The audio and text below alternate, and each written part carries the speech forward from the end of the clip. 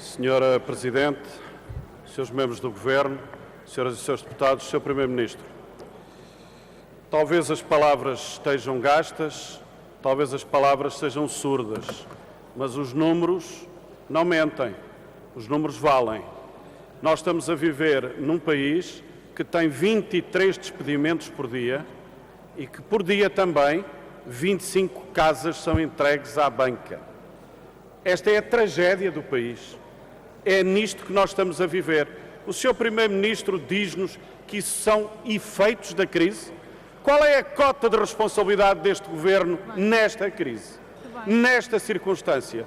23 despedimentos por dia, 25 casas entregues por dia à banca.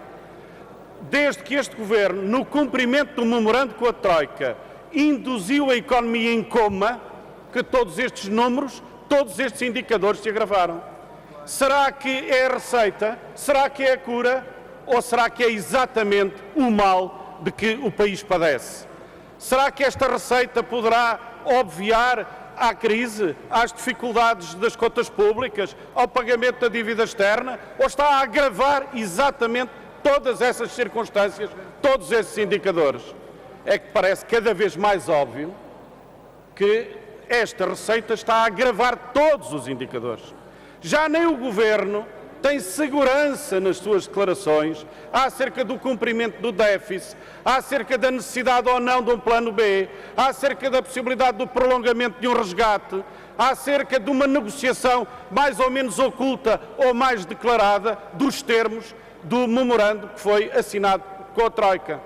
E, portanto, esse memorando é o primeiro obstáculo a tirar a economia portuguesa do coma em que está induzida. É preciso alterar esse memorando, pôr esse memorando na gaveta. É difícil, é necessário uma outra política, é necessário uma outra coragem política, mas é essa que nós temos aqui legitimidade para defender na Assembleia da República. E estamos a defendê-la, Sr. Primeiro-Ministro.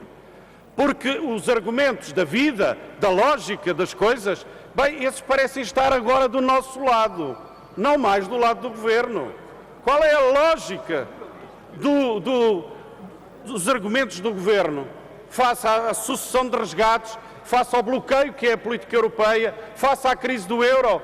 As causas da crise foram políticos gastadores? Seguramente. Houve corrupção? Seguramente.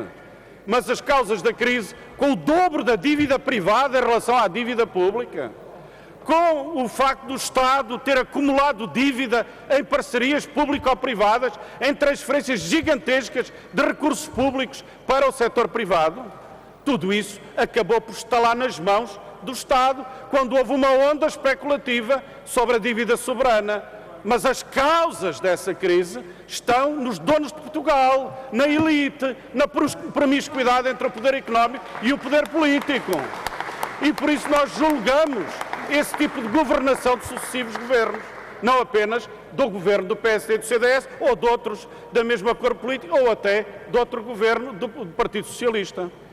E temos que ir às causas dessa crise, efetivamente. E eu faço-lhe uma pergunta muito concreta, Sr. Primeiro-Ministro, terei até o cuidado de a repetir para não a poder esquecer. Em relação às parcerias público-privadas, como é que vai fazer cortes nas parcerias público-privadas? Porque, infelizmente, a censura hoje não vai aqui vingar e o seu Governo vai manter-se em funções. Mas como é que vai fazer? Confiscou subsídios a trabalhadores da função pública e pensionistas. Confiscou um conjunto de rendimentos da restauração ao mundo empresarial, aos mais diversos segmentos. Mas não é capaz de ter uma atitude coragem, uma atitude vertical em relação às parcerias público-privadas. O que é que vai confiscar? Não tenha medo do verbo. Nós não tivemos medo do verbo quando confiscou nos subsídios de férias e de Natal. O que é que vai confiscar nas parcerias público-privadas? Ou a banca e outros interesses financeiros têm um privilégio em Portugal que não têm os trabalhadores da administração pública, os pensionistas, os trabalhadores independentes. Dois pesos e duas medidas. Porque, para além dos sacrifícios, como se vê, não tirarem o país do coma, não resolverem nenhum dos pressupostos do memorando de entendimento, também eles não são equitativos. Eles são inigualitários. E as parcerias público-privadas, já para não falar desse assunto dormente, por aí anda, das rendas excessivas, as parcerias público-privadas aí estão para testemunhar, de reavaliação em reavaliação, elas são o maior pesadelo dos causadores da crise e de nós todos, das vítimas dessa crise. Sr. Primeiro-Ministro, eu repito-lhe esta pergunta, parcerias público-privadas, quando é que vai cortar, como cortou aos outros? E deixo-lhe uma última pergunta, também importante e necessária. Sabendo que a única coisa que no conclave da ajuda o Sr. Primeiro-Ministro não anunciou é quando é que serão as próximas medidas da austeridade, eu perguntava-lhe, garante-nos aqui hoje que não vai aplicar uma sobretaxa sobre os subsídios de Natal ou de férias do setor privado, dos salários do setor privado? Gostávamos hoje de ouvir uma resposta clara, muito clara, acerca disso. Quais medidas de austeridade, para quando e para quê?